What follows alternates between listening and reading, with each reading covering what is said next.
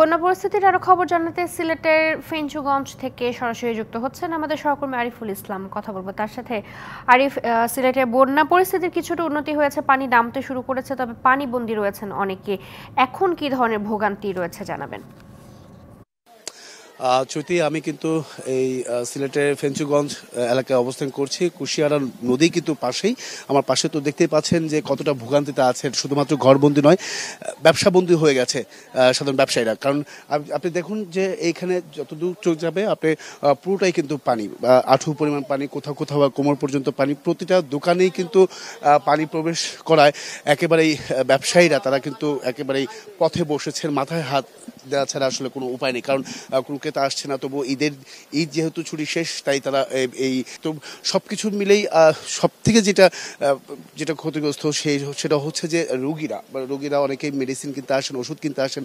সেইটা নিয়েও কিন্তু আমি যদি একটা দোকানে যদি দেখাতে চাই, এখানে একটা ওষুধের ফার্মেসি আছে, সেই ওষুধের ফার্মেসিতে পুরো কোমর পর্যন্ত পানি।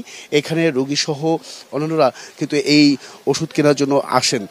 আমি যদি একটু কথা বলতে চাই তাদের সাথে, ভিতরে দেখানোর চেষ্টা করবো আসলে কি পরিস্থিতিতে তারা আছেন, কতটা অসহায় অবস্থায় দিন কাটাচ্ছেন। পুরো এই জায়গা পর্যন্ত কিন্তু পানি উঠে গেছে।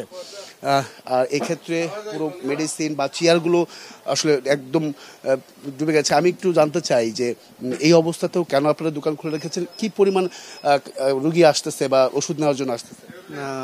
রুগী তেমন রুগী এখন আসে নাই। আমরা দোকান শুধু যার জন্য রাখছি, দোকান খোলা রাখছি, দোকানটা খাওয়া বাতা একটু গাড়ির জন্য। রোগীর মানে আসে নাই। কি পরিমাণ পানি, মানে এটা কতদিন থাকবে? এটা তো বলা যাচ্ছে না, নির্দিষ্ট কিছু বলা যাচ্ছে না। আর 10 দিন ধরে দোকানে পানি।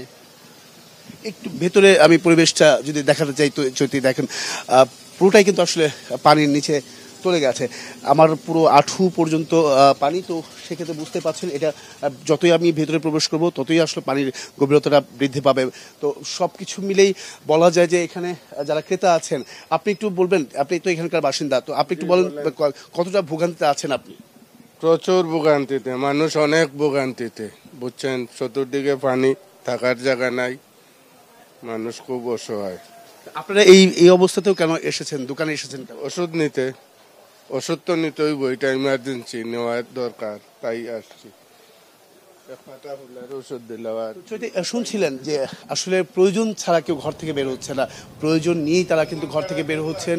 আর সেক্ষেত্রে এখানে যে রাস্তাটি আমি দাঁড়িয়েছিলাম সেখানে কিন্তু ভারী ভারী যানবাহন চলাফেরা করতো, এখন সেটা হচ্ছে না। সেটা একমাত্র যেটা হচ্ছে নৌকায় একমাত্র ভরসা। আরিফ, ধন্যবাদ আপনাকে।